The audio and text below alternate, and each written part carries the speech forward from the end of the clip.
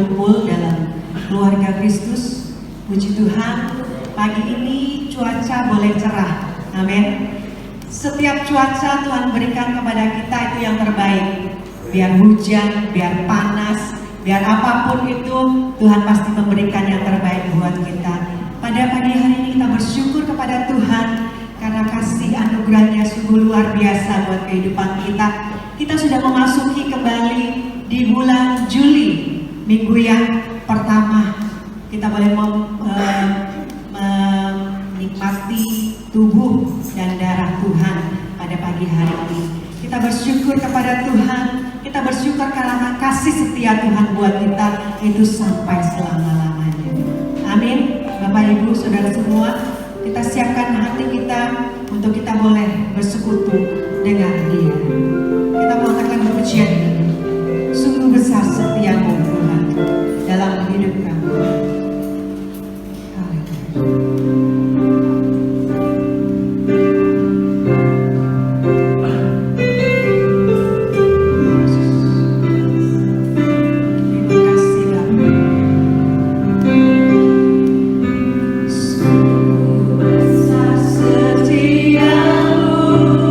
Katakan nyata.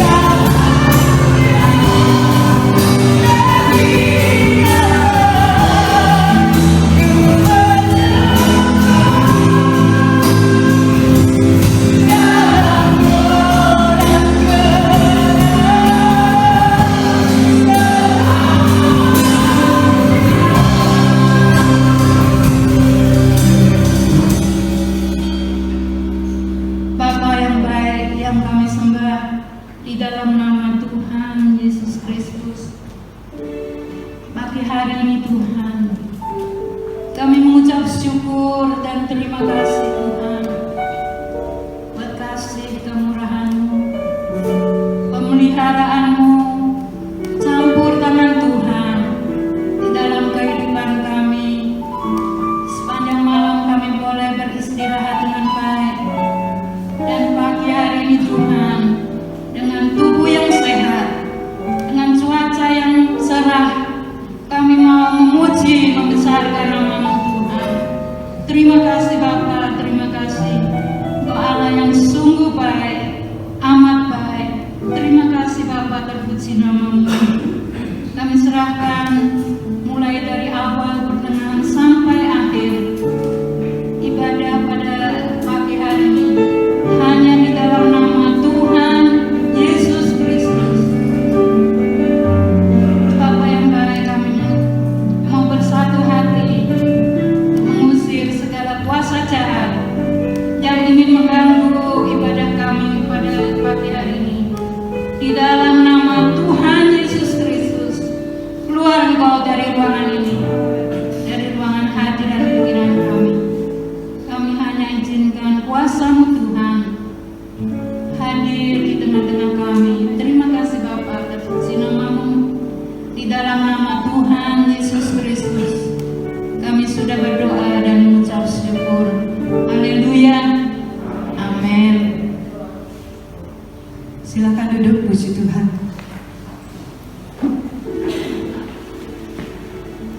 Hanya Tuhan kita yang layak kita tinggikan. Hanya Tuhan yang layak kita muliakan. Seluruh alam semesta memuji kebesaran Tuhan. Haleluya Yesus.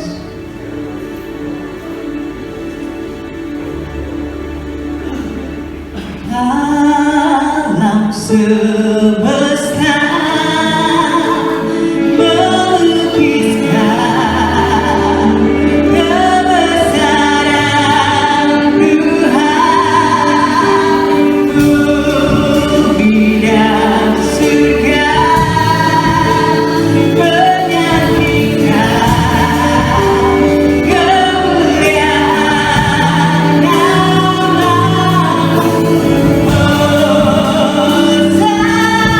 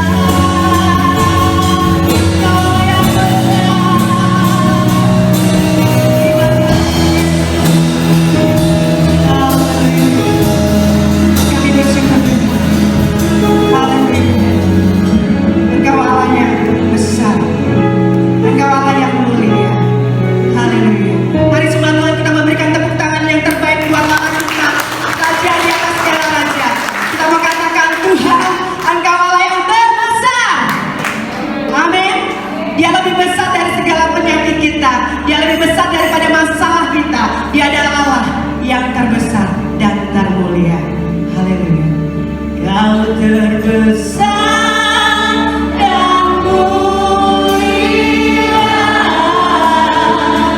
ajaib semua perbuatanmu.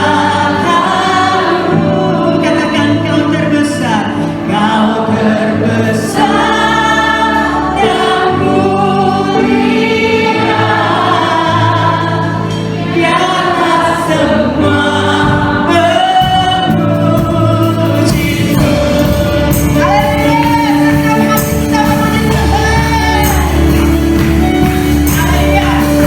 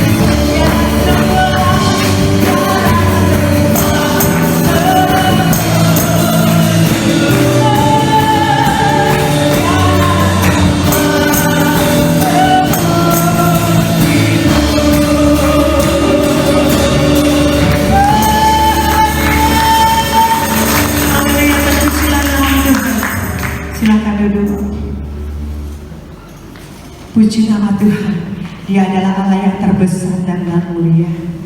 Kasih-Nya sungguh sangat besar buat kita. Kita bersyukur kepada Tuhan karena ada kasih Allah yang boleh menerima kita apa adanya. Tidak ada kasih di dunia ini yang sama seperti yang Yesus berikan kepada kita.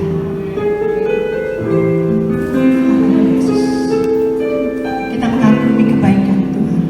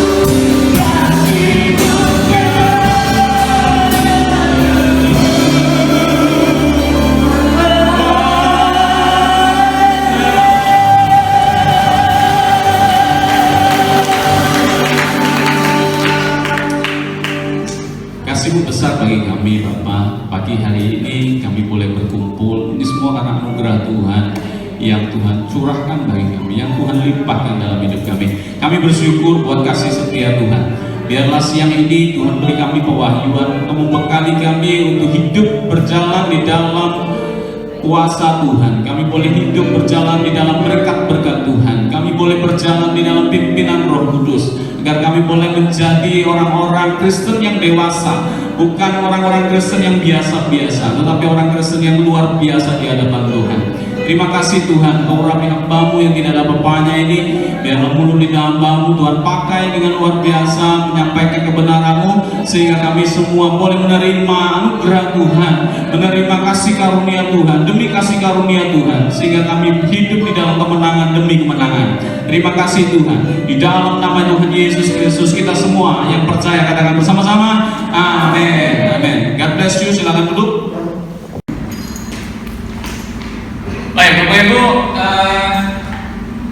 saya ingin mengawali dengan satu pertanyaan kepada kita semua. Saya ingin Bapak Ibu memberikan saya masukan, ya. Misalkan seperti ini pertanyaannya. Ini ada seorang yang kaya raya, ya. Dia ingin bepergian ke luar negeri, ya, dengan cukup lama. Saya tidak sebutkan kekayaannya berapa, tapi dia sangat kaya sekali. Dia mempunyai beberapa ekor ikan, ya. Dia rupanya penggemar ikan hias, penggemar ikan hias, ya. Ya, saya sebutkan saja mungkin ikan koi, gitu ya. Dia suka sekali, ya. Ikan koi dia suka sekali. Saya juga lagi menyukai ikan koi, ya. Saya lagi pelihara ikan koi di rumah. Senang sekali. Nah, saya searching ternyata ikan koi di Jepang itu luar biasa sekali harganya, ya. Satu ekor bisa tembus sampai 400 sampai 500 juta. Satu ekor. Nah, orang kaya ini mempunyai beberapa ekor ikan. Ya tentu karena orang kaya pasti dia punya ikan yang mahal, ya, nggak sembarangan. Nah, Jason untuk melihat ikan di Jatra harganya mahal, ya. Jadi kalau nggak salah di Astara itu 30-an juta ya total, ya. Kurang lebih ya segitu, ya.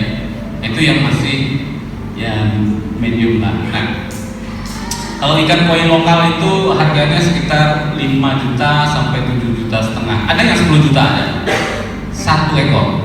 Ya, kalau di Jepang udah ratusan. Nah, Bapak Ibu, kalau Bapak Ibu dipercayakan oleh orang, mungkin dia kenal orang kaya ini, kenal Bapak Ibu, anggaplah Bapak Ibu kenal orang kaya tersebut. Nah, dia meninggalkan beberapa ekor ikan kepada Bapak Ibu untuk pelihara. Nah, dia janjikan kepada Bapak Ibu, dia bilang begini, nanti ketika saya pulang dari luar negeri, saya ambil ikannya kembali. Tolong ikan saya ini dipelihara. Berapapun biaya maintain ikan, ya, itu hitung saja. Ini saya kasih uang untuk memelihara ikan tersebut. Dia kasih mungkin sekitar 10-an juta sampai 15-an juta, gitu ya, kepada Bapak Ibu. Nah, kalau saya kembali nanti, kalau ikan ini hidup dan saya lihatin bagus, nanti Bapak Ibu akan saya kasih bonus. Bonusnya 500 juta. 500 juta. Bapak Ibu mau 500 juta? Mau? Mbak Titin mau? Mau ya 500 juta, ya? Ya, tunggu orang kaya ini kembali, dia melihat ikannya hidup, bagus, nanti 500 juta dapat, ya. Nah, mau ya pelihara ikan. Nah, karena Mbak Titin pertama kali yang menyatakan dia mau, saya mau tanya sama Mbak Titin, apa yang akan dilakukan oleh Mbak Titin, Bu Titin, ya? Apa yang dilakukan oleh Bu Titin? Ya, silakan. Saya akan mencari tahu bagaimana cara melihara ikan yang baik. Oke, mencari tahu bagaimana melihara ikan yang baik. Terus memberi perhatian yang khusus perhatian yang khusus ya.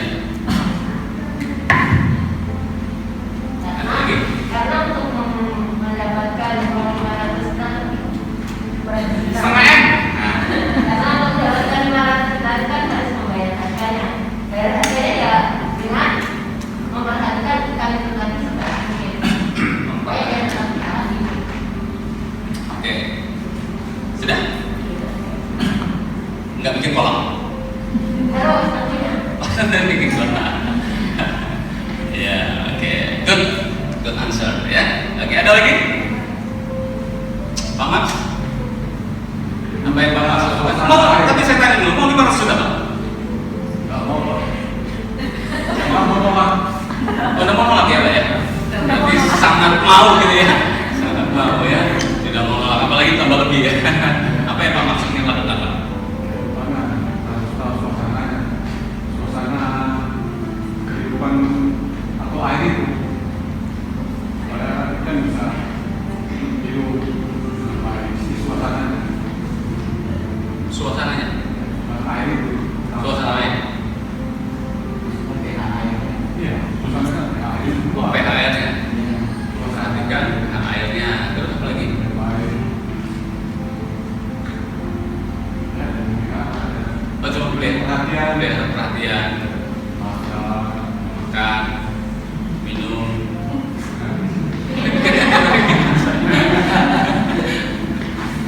Apa lagi? Kasih makan ya? Makan, minum, terus tidur. Hah? Apa itu? Vitamin. Oh, vitamin. Oh, vitamin ya.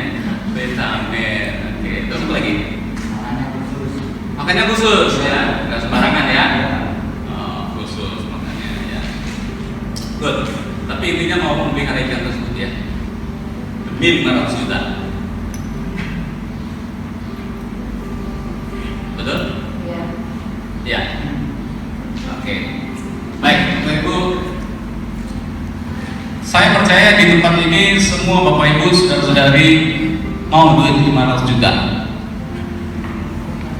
Tidak ada yang tidak mau. Kalau berkata tidak mau, itu tanda tanya. Ya. Apalagi Vito di sana. Wah, sudah melirik-lirik saya. Kok saya aja. Saya dipelihara gitu. Kopek dia. Itu bahasa Jermannya itu kopek dia. Keren gitu ya. 500 juta. Nah, tentu seperti tadi Ibu Titin dan Pak Max berkata bahwa dia akan memelihara ikan tersebut dengan satu perhatian yang khusus. Bisa saya katakan perhatian yang istimewa terhadap ikan tersebut. Nah, saya membaca dan saya mempelajari untuk memelihara ikan itu ada 3 kunci. Yang utama, dan saya yakin 3 kunci ini pasti akan dilakukan oleh Ibu Titin dan Pak Max. Kunci yang pertama untuk memelihara ikan koi adalah air.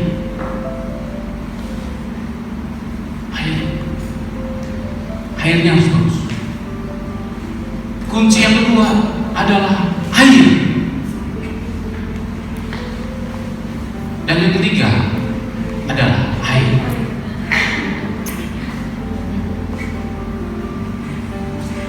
Saudara, untuk memelihara ikan koi adalah air.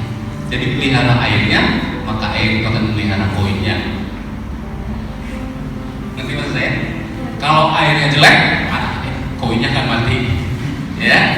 Kalau airnya kotor, koinya akan mati. Jadi kunci utama adalah air. Baik. Dan ini saya lakukan di rumah. Ya. Saya berusaha bagaimana menciptakan air yang baik. Ya. Ikan saya yang burayak ada sekitar 140 ekor. Dan yang besar ada 4 ekor. Jadi 2 kali bertelur. Kemarin bocor, saya harus ganti plastiknya, tambah ya. Bikin. Kerjain plastiknya 1 hari kan? Ya, sama anak-anak saya. Nah, yang penting adalah air. Saya bikin filter supaya airnya bagus. Saya belajar untuk mendapatkan media-media yang bagus untuk filtrasi air sehingga air itu menjadi sehat. Terakhir, waduh lumutan Pak, 1 kolam lumutan semua. hijau warnanya. Saya belajar lagi apa gunanya lumut. Ternyata lumut kalau berlebihan tidak baik, tapi sedikit baik. Tapi kalau sudah penuh warnanya hijau, ikannya tak kelihatan di dalam. Akhirnya saya bongkar lagi. Saya cari tahu bagaimana cara menghilangkan air. Saya menemukan, saya beli lampu UV. Oh, menghilangkan lumutnya. Ya, ya hilangkan airnya juga dulu. Airnya saya kuras semuanya, saya ganti air yang baru.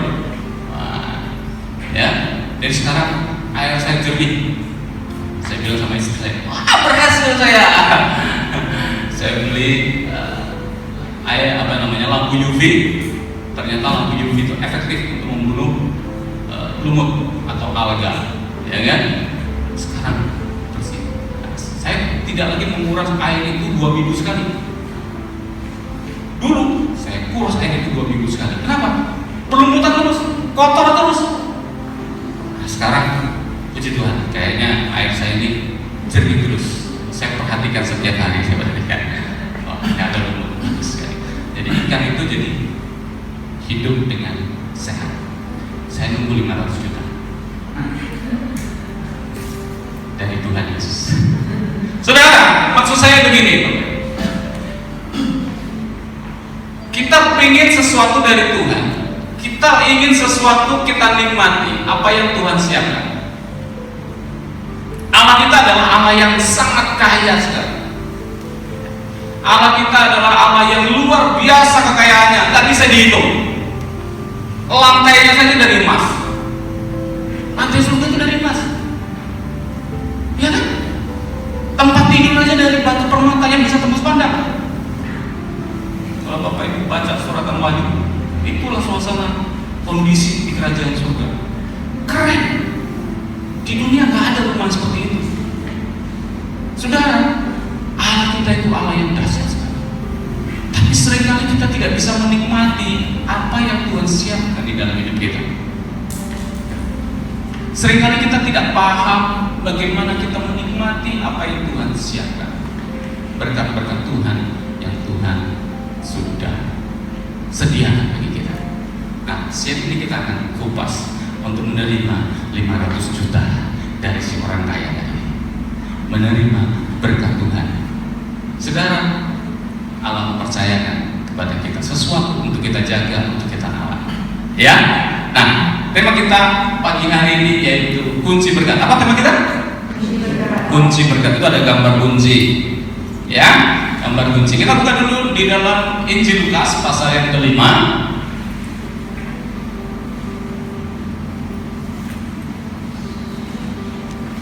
Injil Lukas pasal yang ke-5 ayat 33.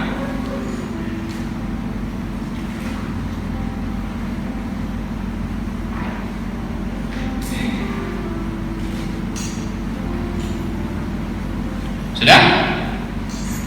Ya, kita akan baca bergantian. Saya baca ayat 33, Bapak Ibu 34 dan seterusnya, ya. Orang-orang Farisi itu berkata pula kepada Yesus, murid-murid Yohanes sering berpuasa dan sembahyang, demikian juga murid-murid orang Farisi. Tetapi murid-murid itu makan dan minum.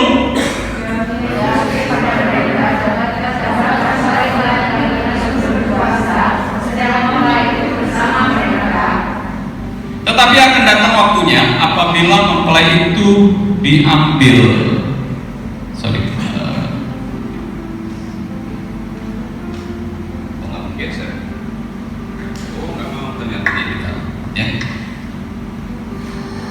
Jawab Yesus kepada mereka, dapatkah sahabat mempelai laki-laki disuruh berpuasa sedang mempelai itu bersama mereka?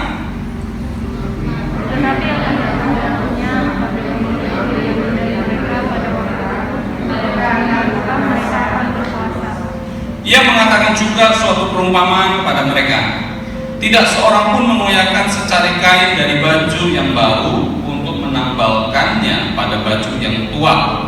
Jika demikian, yang baru itu juga akan koyak, dan pada yang tua itu tidak akan cocok kain penambal yang dikoyakkan dari yang baru itu.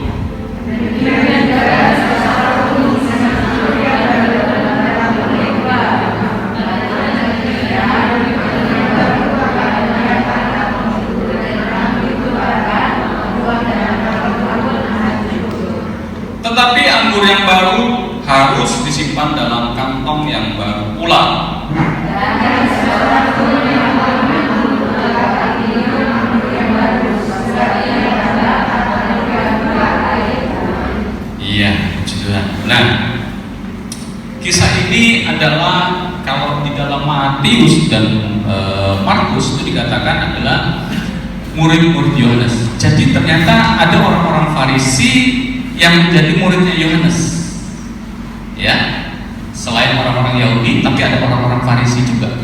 Nah, kalau di Lukas itu dikatakan orang-orang Farisi. Nah, di dalam Matius berkata bahwa itu murid-muridnya Yohanes, Yohanes Pembaptis maksudnya, ya. Dia berkata kepada Yesus, Yesus, kok kami ini berpuasa, orang-orang Farisi berpuasa, murid-muridmu tidak? Ini jalur ceritanya begitu. Lalu Yesus menjawab, tidak mungkin sahabat mempelai laki-laki itu berpuasa kalau selama mempelai itu ada bersama-sama dengan dia. Dia kasih perumpamaan, 2 perumpamaan, ya, tentang kain, baju, dan anggur. Nah, itu kisahnya seperti itu. Nah, kita akan bahas. Kalau di sini dikatakan hal berpuasa, sebenarnya di dalam Alkitab itu tidak ada teks, kayak tema-tema gitu ya. Hal berpuasa, berdoa, itu tidak ada. Dalam teks asli daripada Alkitab kita itu tidak ada seperti statement-statement tadi hal berpuasa dan hal berdoa, hal apa lagi, itu enggak ada. Dia langsung tuh, karena itu tulisan. Nah, tapi oke lah, LAI kita sepakat diberikan teks-teks ini, ya. Nah, tapi kita lihat bahwa teks ini tidak paten, tapi itu hanya sebagai acuan apa yang dibicarakan oleh Yesus. Ya, nah, kita akan melihat satu dimensi yang berbeda di sini siang hari ini, yaitu begini, saudara. Yesus menegur orang-orang Farisi yang adalah murid-murid Yohanes tadi itu. Dia berkata, tidak mungkin sahabat laki-laki, mempelai laki-laki itu bersedih atau berduka cita selama mempelai itu ada bersama-sama dengan dia. Gak mungkin. Contoh, misalkan gini, kalau saya masih ada istri saya bersama-sama saya, mau married begitu ya, saya suasana hati saya berduka cita atau bersuka cita? Nah, saya mau tanya sama si Pak Wito ya, Pak Wito, ya waktu mau married itu seneng atau sedih? Senang ya, senang. Ronald sedih apa senang? Senang, senang ya, bahagia gitu ya.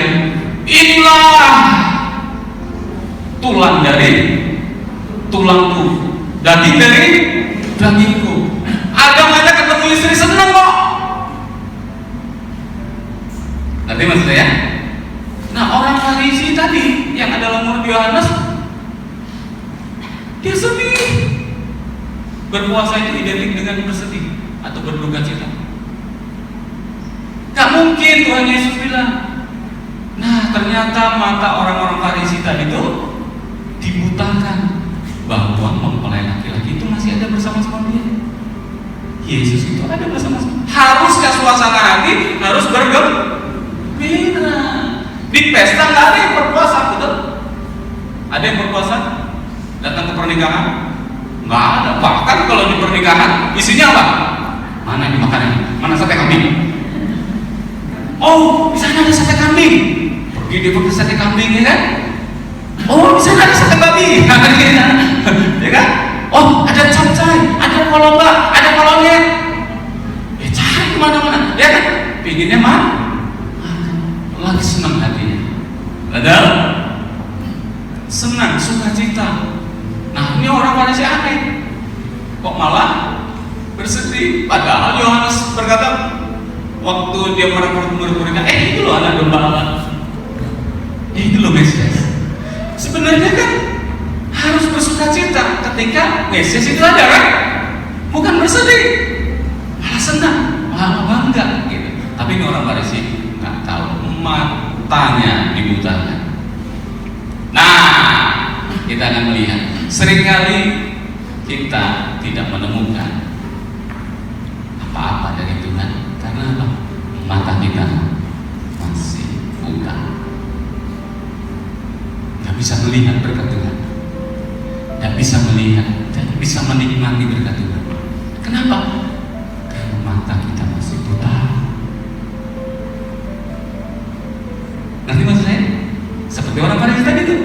sedih terus, berduka cita terus, tidak bisa menikmati sukacita yang Tuhan berikan. Nah, ini masalah yang besar.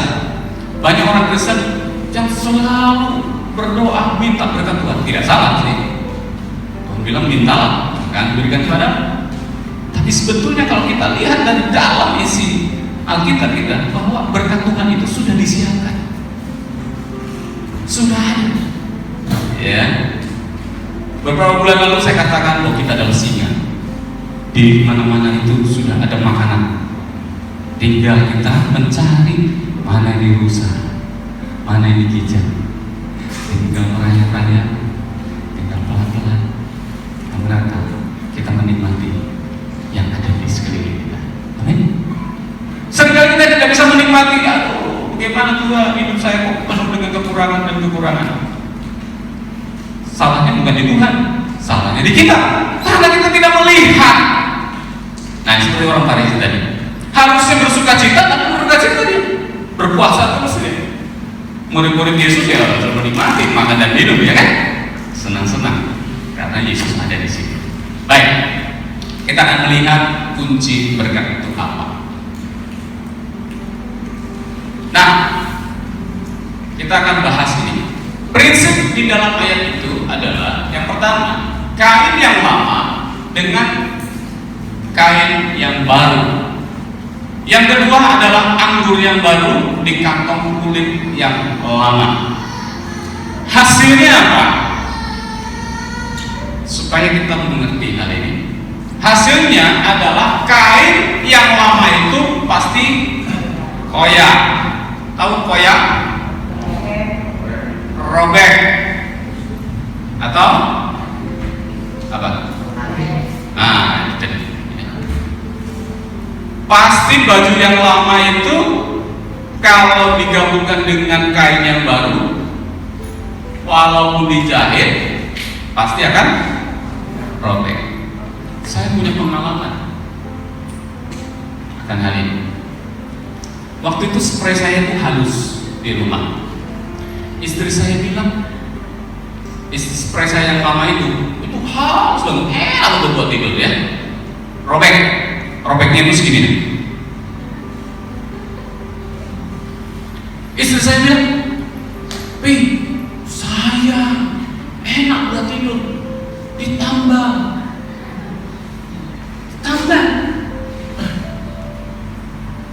Kenapa kok statement itu keluar? Karena saya mau pakai buat filter air. Kayak gitu saya ingin jadikan filter air, media ya. Itu saya taruh, saya bungkus di situ, ya dong, medianya supaya tidak berhamburan. Saya ingin jadi filter air. Enggak dibolehin. Untuk air mah tambal aja. Enggak bisa sih. Saya keras. Saya nggak bisa, pasti sobek lagi. Kita sudah ngomong kan, gitu. Akhirnya saya diikhlaskan. Saya pakai untuk filter air. Saya cemplungin dalam air. Ya kan? Di filter. Enggak lama kemudian saya angkat, langsung brodol. Medianya keluar. Sobek. Nah kan? Gak bisa. Ini. Ngerti maksud saya? Kenapa kok bisa begitu? Karena elastisitas kainnya itu sudah aus. Kain yang baru itu masih bagus, masih kuat, dia akan menyobek yang lama. Nah, begitu juga dengan anggur.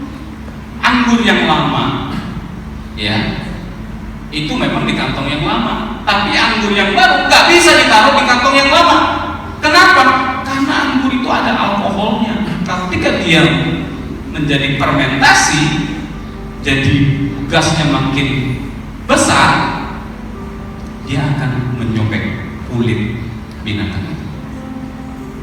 Ngerti maksud saya? Karena kekuatannya tidak kuat lagi, tidak elastis lagi, dia akan sobek dan anggur yang baru itu akan bocor. Nah, artinya begini Bapak Ibu ya, supaya kita paham. Untuk menerima berkat-berkat yang Tuhan siapkan, diperlukan wadah yang baru. Katakan wadah yang baru.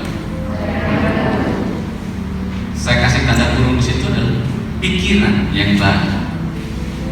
Katakan, pikiran yang baru. New mindset. New mindset. Saudara, ya, Allah itu bekerjanya itu progresif,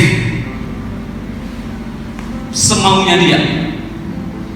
Kalau kita baca dalam Kejadian, itu Allah itu menetapkan satu peraturan, itu progresif. Contohnya, ya, waktu Tuhan ciptakan langit dan bumi, Dia kasih tahu kepada anaknya yang Dia ciptakan, yaitu Adam dan Hawa.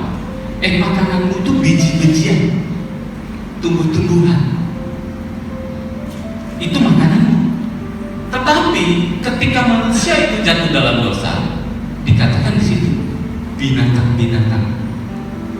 Ada dua jenis, yang haram dan halal. Lalu makananmu adalah binatang-binatang yang begini. Di Kejadian yang awal, Tuhan tidak sebutkan bahwa binatang itu jadi makanannya. Ada progresif, berubah. Paham? Di Kisah Rasul berubah lagi. Berubahnya apa? Ketika kasih karunia itu dilimpahkan oleh bangsa-bangsa yang lain, makanan-makanan yang haram tadi itu jadi halal. Siapa yang suka makan babi? Ada? Orang Manado suka RW, dia tidak suka RT. Suka RW, ya kan? Haram atau halal? Haram, tapi dihalalkan. Tuhan bilang apa yang masuk dari mulut keluar ke itu toilet, gitu. Tapi yang keluar dari hati itu yang menajiskan orang, itu yang membuat dirinya jadi haram. Ngerti maksud saya ya? Allah itu bekerjanya progresif, dan caranya kerjanya Tuhan itu berubah-ubah semaunya Dia, karena Allah kita itu berdaulat. Ya, jangan sekali-kali Alkitab dijadikan jimat. Jangan sekali-kali. Ya, loh, Tuhan dulu bekerjanya begini modelnya. Sekarang kok enggak saya lakukan yang kayak dulu, kok enggak ada perubahan apa ya? Kenapa begitu? Allah itu kreatif. Dia bekerjanya itu aneh-aneh. Makanya Tuhan bilang begini, apa yang tidak dilihat oleh mata dan tidak pernah didengar oleh telinga, disediakan Allah bagi orang yang mengasihinya. Jadi Allah itu bekerjanya itu progresif. Jadi kekristenan itu berbicara mengenai hubungan Anda dengan Tuhan secara personal. Nah, untuk menerima berkat Tuhan, Anda harus menyiapkan pikiran-pikiran yang baru sebagai wadah untuk menerima apa yang Tuhan siapkan. Paham maksud saya? Ya, saya kasih contoh. Keuangan saya sudah berdoa 2 tahun yang lalu. Tuhan, saya ini banyak utang. Tolong Tuhan. Minimum saya gak berutang. Sampai sekarang saya masih berutang. Tapi saya dengar kesaksian dari hamba Tuhan, dari pengusaha-pengusaha, cepat sekali utangnya beres ya. Dalam waktu singkat, dalam waktu 6 bulan, Tuhan limpahkan. Kok saya enggak, 2 tahun ini belum beres-beres. Ngerti maksud saya? Allah bekerja kepada pengusaha itu, ya semaunya Tuhan untuk dia. Tuhan maunya untuk diri saya, itu berbeda. Tidak bisa disamakan. Jadi jangan membuat Alkitab jadi jimat. Ya, tahu jimat ya? Tulis ayat Alkitab di sini. Kantongin. Bawa ini. Itu namanya berhala. Ya, jangan seperti itu. Ya, jadi kita harus menyiapkan pikiran kita yang baru. Nah, sekarang bagaimana caranya? Bagaimana caranya kita dapat menikmati apa yang menjadi berkat Tuhan yang menjadi bagian kita? Ya, yang pertama adalah memiliki visi dan misi. Saudara punya visi nggak? Punya visi nggak? Kalau saudara nggak punya visi dan misi, maka hidup tidak akan berdampak apa-apa. Hidup kita nggak bisa mendapat apa. Saudara, ketika keluargamu tidak memiliki visi, maka tidak ada yang dituju, maka menjadi keluarga ilahi itu tinggal fantasi saja. Tahu fantasi? Cuma angan-angan doang. Cuma ada di bayangan. Wah, saya pengen keluarga saya nanti wah, saya bisa merangkul istri saya jalan dengan anak-anak saya bisa pijitin saya, gitu. Saya bisa mengasihi istri saya. Itu tidak bisa terjadi kalau Anda tidak mempunyai visi dan misi. Yang kedua adalah memiliki value atau nilai-nilai kerajaan surga. Saudara ingin keluarga saya ingin supaya saya setia sampai mati, bukan sampai tua, tapi sampai mati. Ada joke tuh, saya mengasihi sampai tua. Ya kalau sudah tua cerai, tapi sampai mati, ya sampai mati. Sampai mati, saya mau sampai mati dengan istri saya. Itu waktu awal-awal janji nikahnya begitu, hanya maut yang memisahkan kita. Tapi 20-30 tahun menikah, kok cerai? Rupanya di dalam hati bukan sampai mati, sampai tua. Sudah tua dia cerai. Ya, karena apa? Tidak memiliki nilai-nilai dalam membangun keluarga. Makanya keluarganya berantakan. Ya, saya nggak usah sebutkan banyak kesaksian begini. Cerai. Orang Kristen, ya, orang Kristen. Pendeta pula punya selingkuhan. Pelayanan di atas mimbar loh, bukan di bawah mimbar kayak saya. Dia di atas mimbar, lebih tinggi dari saya di bawah mimbar. Cerai, selingkuhan. Wah, kenapa begitu? Karena nggak punya nilai kerajaan surga. Yang ketiga, konsisten dalam menjalankannya. Tidak konsisten, panas-panas tai ayam. Gimana? Panas-panas tai ayam. Ikut camp pria sejati. Yes. 1, 2, 3. Yes. Sini ada pria sejati. Pernah ikut? Pernah nggak ya? 1, 2, 3 Pak.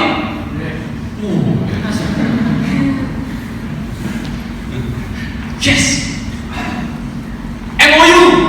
Ikut. Siapa di sini ikut MOU? Uhuy. Ciri khas MOU uhuy. Ya. Semangat. Cemungut. Ya, bahasa kerennya sekarang cemungut. Sampai di rumah bertahan cuma sebulan, 2 bulan. Setelah itu apa? Loyalitas. Pria sejati.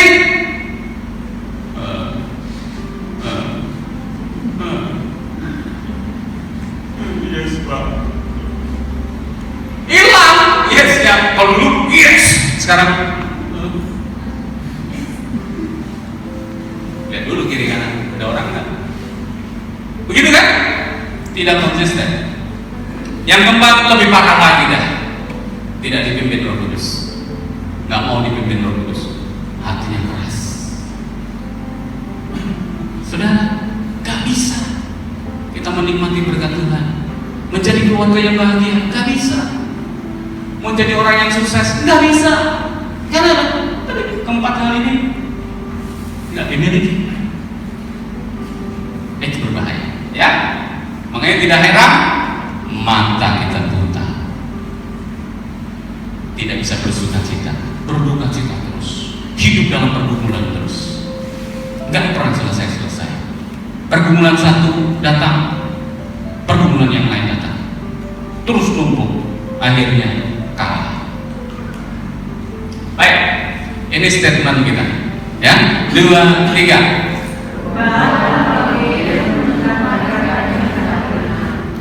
Jadi yang menentukan berkat apa yang kita terima apa? Kuncinya? Pola pikir. Pola pikir yang baru itu yang menentukan. Anda bisa melihat Yesus sebagai Mesias. Saudara, Yesus itu punya segalanya. Yesus itu kaya sekali. Dia seperti tadi orang kaya tadi itu. Kekayaannya tidak terukur, tidak terhingga, tidak dapat diselami. Kekayaannya luar biasa. Dia menyediakan apa yang kita butuhkan. Dia menyediakan apa yang kita perlukan. Dia tahu keinginan hatimu. Tuhan bilang sebelum engkau mengucapkan kata-kata dari mulutmu, dia sudah tahu apa itu isi hati itu. Dia itu luar biasa. Tapi kita tidak bisa melihat keluar biasaan yang dimiliki oleh Tuhan. Something wrong. Kenapa? Pikirannya masih memakai pikiran yang lama. Nanti orang Farisi masih berpuasa, yang tidak mengerti arti puasa apa. Ya? Ada waktunya untuk berpuasa. Iya. Sekarang kita bisa berpuasa. Karena apa? Karena Yesus belum datang kedua kalinya. Nanti waktu Tuhan Yesus datang kedua kalinya, nggak perlu puasa lagi sudah. Karena apa? Tuhan Yesus angkat kita masuk surga. Isinya apa? Suka, cinta. Di surga nggak ada puasa. Isinya suka cinta. Isinya senang-senang, memuji Tuhan, memuliakan nama Tuhan. Nah, pola pikir itu menentukan bagaimana kita bisa menikmati berkat Tuhan. Anda harus menyediakan kantong yang baru untuk menampung hal-hal yang baru.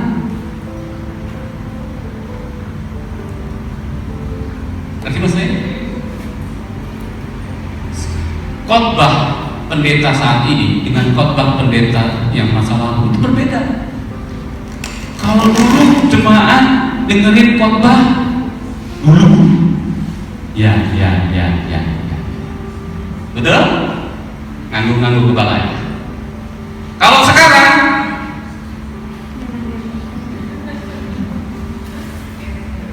kenapa? Kok geleng-geleng? Kenapa? Karena dia bisa mempelajari di mana? Di online shop. Buka YouTube. Benar nggak ini tafsirannya? Benar nggak ini ayatnya? Benar nggak ini artinya? Ayat ini kok menyimpang sih dia? Sekarang lebih kritis Bapak Ibu. Betul? Salah dia. Makanya jadi pendeta saat ini itu susah. Harus belajar. Ya kan? Nggak bisa asal ngomong. Ada data. Kalau nggak ada data, ngomong doang. Betul? Iya. Tuh. Jadi pola pikir yang baru itu menentukan saudara bisa menikmati berkat Tuhan. Saudara harus belajar terus menerus. Oh, saya pas sudah tua, saya nggak bisa. Saya nggak bisa. Daya pikir saya lemah. Ya jadilah lemah. Kenapa? Karena Anda berbicara kepada sel Anda bahwa saudara lemah. Anda berbicara kepada diri kita bahwa saya nggak mampu. Ya nggak mampu.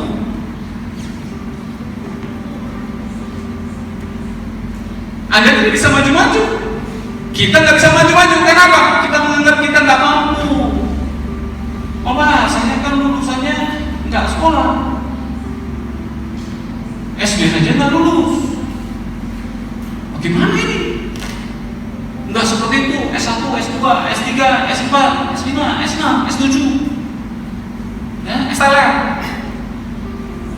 Oh, lulusannya, saya nggak bisa. Saya kasih tahu di museum tidak lulus skip. Eka Cipta Wijaya ini almarhum semua ya, Eka Cipta baru meninggal, di museum sudah lama. Itu orang-orang kaya di Indonesia nggak lulus SMP.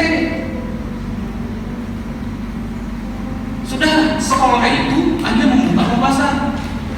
Nah ini barusan saya bahas nih tentang sekolah. Nadiem mau bikin pendidikan online dipatenkan, dipermanenkan online. Ya loh? Wah, kasar kusuk ada yang pro dan kontra.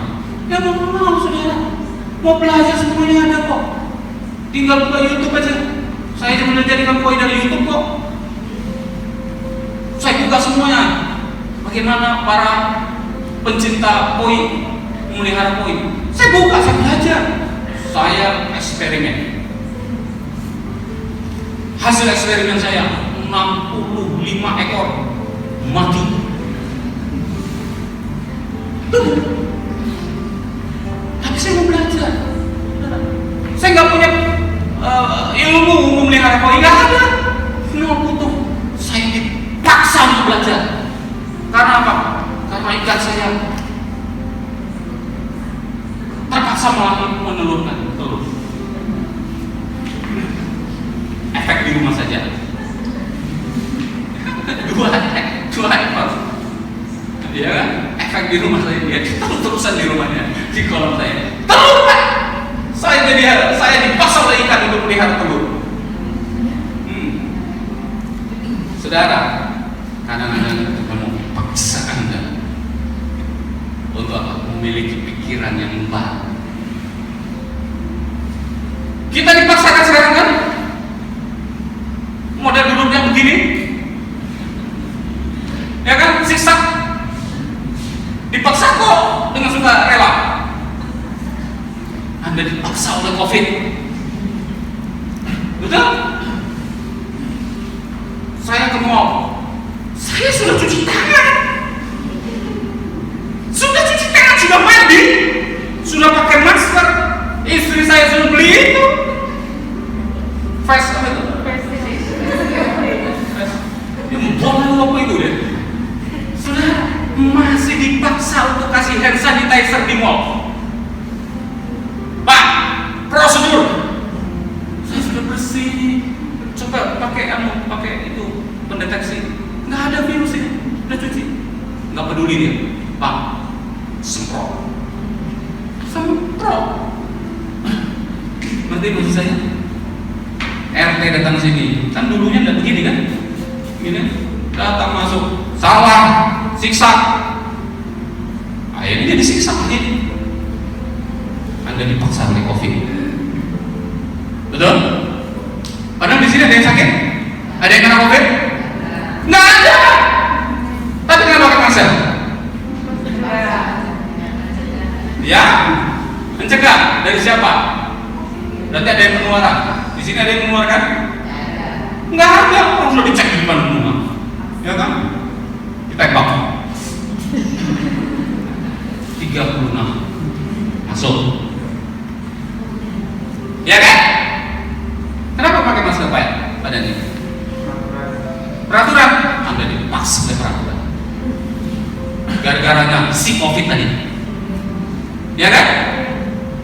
Ayo, saudara, kadang-kadang kita untuk memiliki pikiran yang baru, Anda dipaksa oleh sesuatu.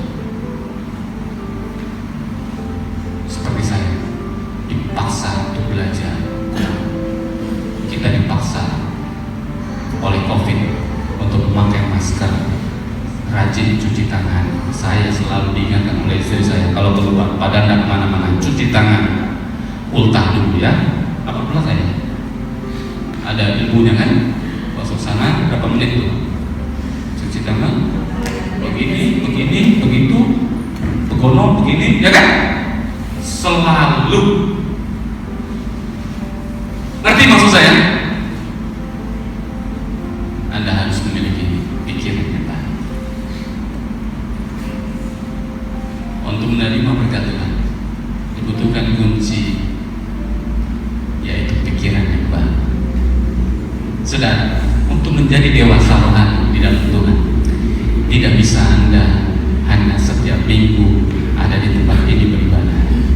Khotbah di sini dengar 45 menit, 1 jam, itu tidak bisa mengubah hidup Anda. Tidak bisa. Anda harus belajar firman Tuhan setiap hari. merenungkan firman Tuhan setiap hari, berdoa kepada Tuhan setiap hari. Berdoa. Kalau Anda ingin keluargamu bahagia, hidup keluargamu itu penuh dengan sukacita, suasana surga ada di dalam rumah tanggamu. Hai kepala keluarga, engkau adalah kuncinya memiliki pikiran yang baru. Dengar apa kata Tuhan, apa yang Tuhan inginkan di dalam hidup kita. Ya, tidak bisa ujuk-ujuk, tidak bisa. Saudara pasti dibentuk di dalamnya. Anda harus memiliki pikiran Yesus. Nah, pikiran yang baru itu berbicara mengenai Anda harus meninggalkan pikiran-pikiran yang lama. Tradisi-tradisi yang dulu yang kita dapat dari dulu, dari orang lain, dari budaya, dari cara didik orang tua kita, tinggalin itu semua. Bahkan cara berpikir kita sendiri itu harus ditinggalkan. Oh Pak, saya dididiknya itu bagi saya itu tentara Pak. Kalau saya sakit salah, ya, kalau saya salah Pak, itu pendek itu dilepas Pak.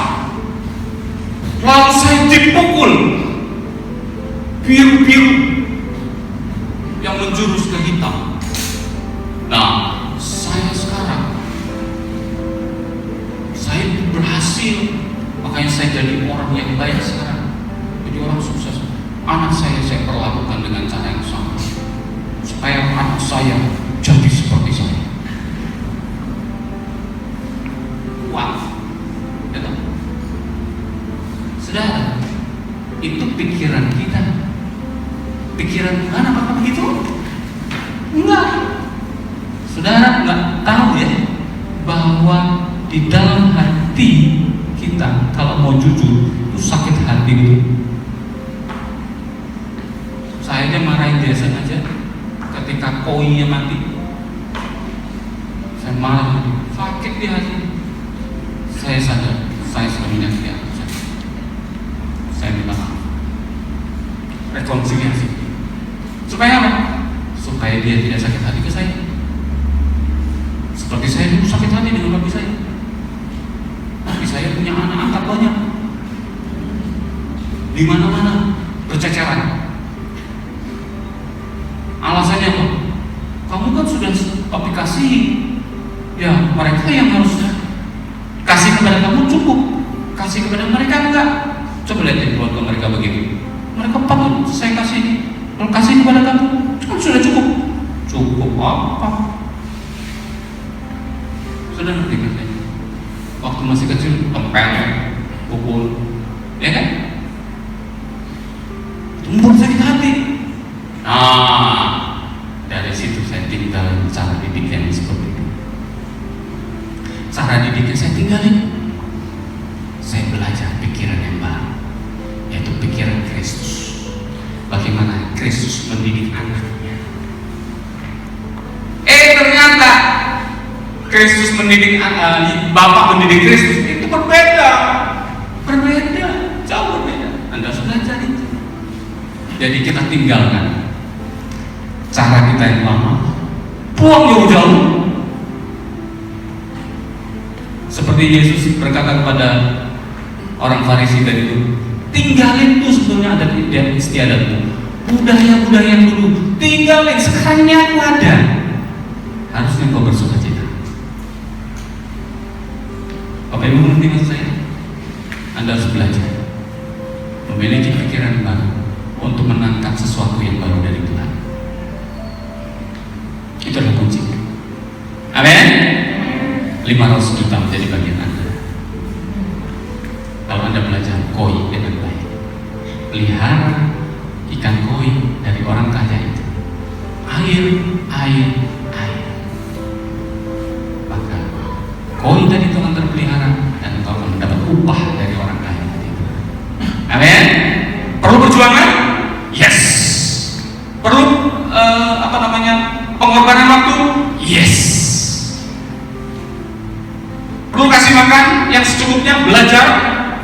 tidak berlebihan, yes. Kalau koinnya sakit, belajar untuk mengobatinya, yes. Seorang yang berhasil memelihara koin, dia harus tahu kalau koinnya sakit, dia bisa menyembuhkan koin tadi. Ya, saya sudah berhasil. Koin saya kena white spot. 7 hari saya karantina, tidak kasih makan. Sekarang hidup.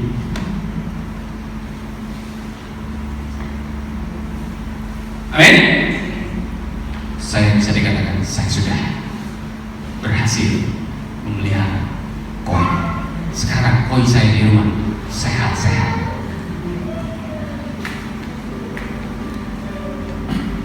Karena apa? Saya sudah dapat ilmunya. YouTube semua saya buka. Saya melihat bagaimana mereka memelihara koin. Saya belajar. Hah? Iya, dari Mbak Google. Ya, dari tua-tua Google. Ya, ya, tua-tua. Saya belajar bagaimana memelihara. Istri saya bilang tiada hari tanpa koin. Ada waktu senggang belajar. Ada waktu senggang belajar. Apa yang pelajari? KOI. Koin. Hasilnya, sehat. Airnya jernih.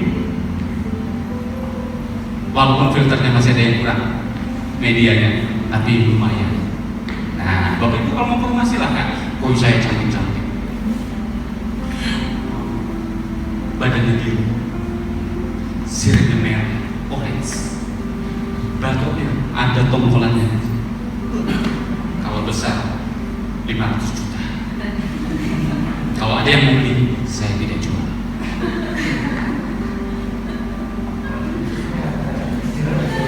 Tidak susah. Saya beli. Ya? Ngerti maksud saya? Bapak Ibu mengerti tolong angkat tangannya? Yang mengerti? Mengerti semua? Iya. Pak maksudnya saya kasih Pak maksudnya. Tapi siapkan dulu. Ya, wadahnya Pak Max ya. Ada 140 ekor. Masih kecil-kecil. 2-3 cm Pak. Jadi pelihara. Tolong dijaga 500 juta. Ya? Bapak Ibu mengerti maksud saya? Berkat-berkat Tuhan akan saudara nikmati kalau Anda memiliki pikiran Tuhan. Amin. Mari kita mulai berdiri.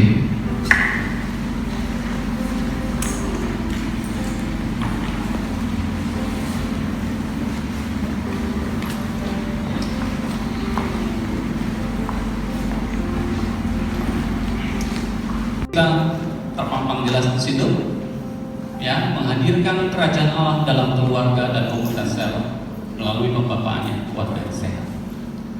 Jadi kita mulai dari rumah Pak Awan, dari rumah Pak Budi, dari rumah Pak Ivan, dari rumah Pak Max, dari Pak Dani, ya, luar biasa. Kita mulai dari rumah. Suasana surga yang ada di surga ada di rumah.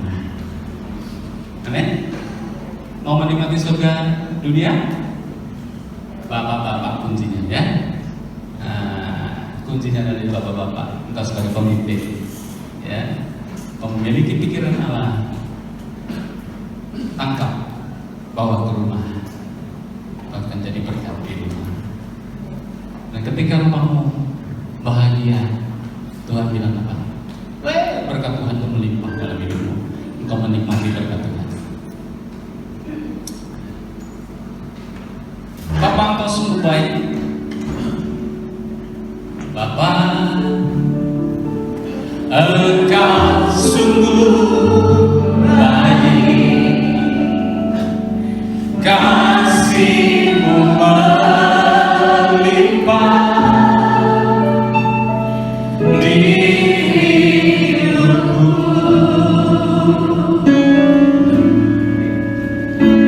Bapak,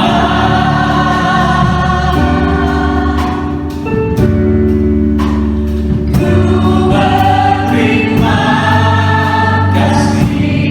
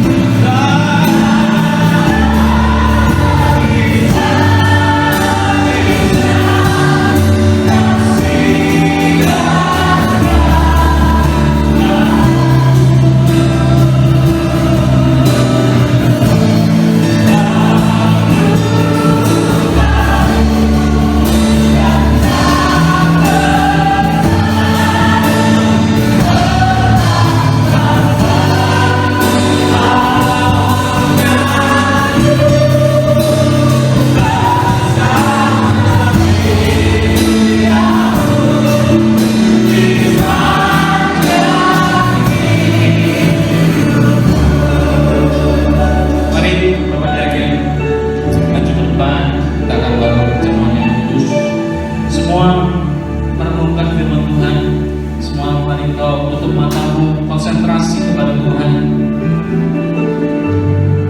Apakah engkau sudah memiliki kunci itu? Pikiran-pikiran yang baru. Kalau engkau sudah menyediakannya, katakan dengan imanmu, bahwa Tuhan, aku berterima kasih karena Tuhan baik bagi kami. Katakan, nyanyikan pujian ini sebagai doa. Kau katakan kepada Tuhan, katakan kepada Dia, Kau baik Tuhan, Dia baik bagi kita, Kau baik bagi kita. Mari angkat menutup diri, katakan kepada Tuhan sebagai tanda hormat kita kepada Dia, sebagai tanda ucapan syukur kita kepada Tuhan. Katakan kepadanya, oh Bapa,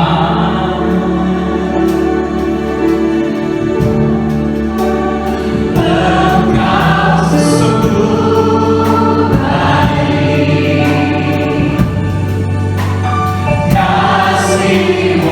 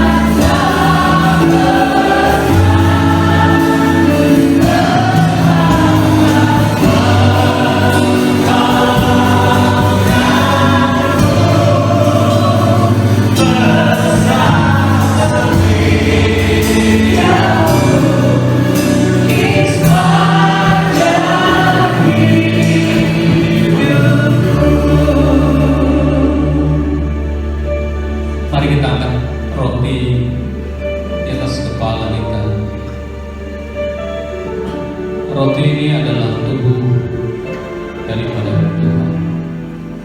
Ini adalah berkat yang luar biasa yang Tuhan berikan di dalam hidup kita.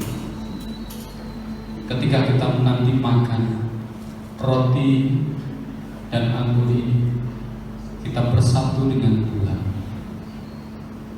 memperingatkan kita bahwa kita ada di dalam Dia. Saat ini kita ada di dalam Dia, dan kita melakukan perjamuan kudus ini. Kita mengingat bahwa Yesus ada di dalamku, Yesus ada di dalam hidup kita, menyadarkan kita bahwa Allah yang dahsyat yang luar biasa itu ada di dalam hidup kita. Mari kita dengar firman Tuhan. Dan ketika dia sedang makan, Yesus mengambil roti, lalu memecah-mecahkannya dan memberikannya kepada mereka serta berkata, "Makanlah, inilah tubuhku, inilah tubuhku yang dipecah-pecahkannya bagi kamu. Dan terimalah dengan iman bahwa kita sudah bersatu dengan Tuhan di dalam nama Tuhan Yesus Kristus."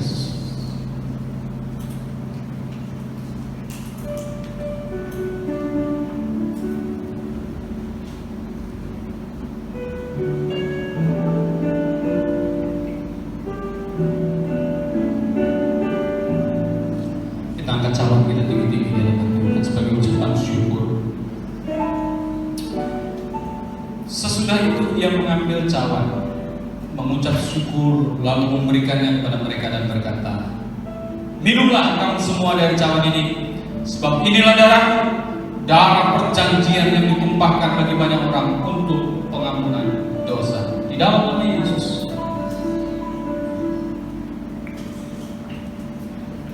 Ingatlah bahwa segala pelanggaran kita dan kesalahan kita sudah ditebus oleh Tuhan. Dan saat ini pun ketika engkau berbuat dosa kepada Tuhan, Tuhan sudah mengampuni. Dosa yang masa lalu, dosa saat ini, dan dosa yang akan datang itu sudah dipikul oleh Tuhan. Tetapi Tuhan memanggil kita bukan untuk berbuat dosa lagi. Tuhan berkata kepada kita, stop berbuat dosa, jangan berbuat dosa lagi, tapi hiduplah di dalam kemenangan yang Tuhan sudah sediakan. Mari pikiranmu kau perbaharui bahwa hidupmu sudah berharga di hadapan Tuhan. Engkau sudah hidup di dalam kemenangan, engkau sudah hidup di dalam kemerdekaan. Kristus Yesus ada di dalam hidupmu yang memampukan engkau untuk hidup di dalam kekudusan. Kristus yang ada di dalam hidupmu memampukan engkau hidup di dalam kemenangan demi kemenangan.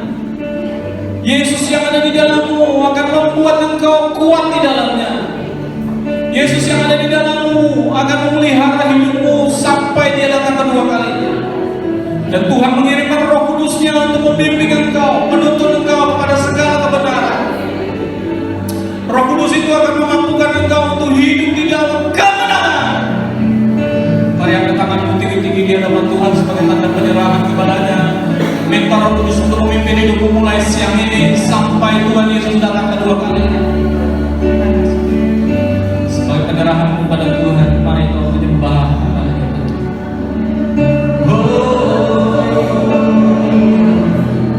Yesus, engkau ajaib bagiku, engkau ajaib bagiku Tuhan.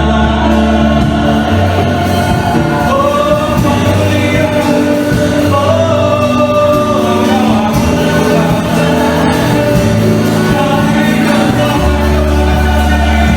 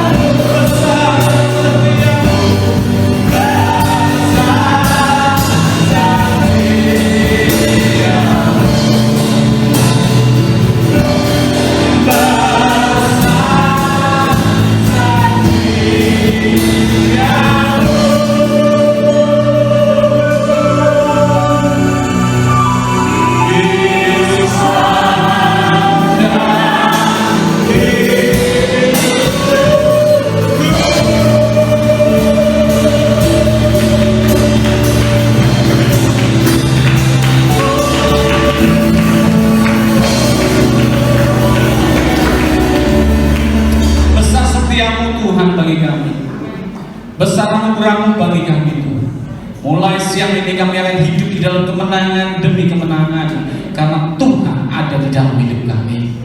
Terima kasih Bapak buat persekutuan yang indah dengan Engkau siang ini.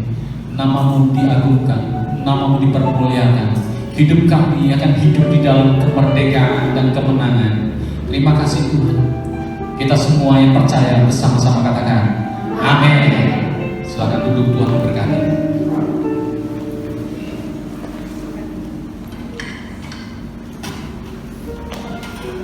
Puji Tuhan, kita bersyukur pada Tuhan. Kunci berkat itu apa? Pikiran kita rubah. Kita adalah anak-anak Allah yang berhak atas berkat-berkat jasmani dan rohani. Amin. Ambil itu, kita terima dengan iman. Ubah pikiran kita. Kita sudah diberkati Tuhan, tinggal kita berusaha. Kita bersyukur kepada Tuhan. Gereja ini sudah diberkati oleh Tuhan. Kita boleh melihat berkat Tuhan di tempat ini, karpet yang baru, mimbar yang baru. Sekarang saya pakai mic yang baru juga. Itu karena berkat kemurahan Tuhan buat gereja kita di tempat ini. Terima kasih buat jemaat Tuhan yang sudah menabur buat pekerjaan Tuhan di tempat ini.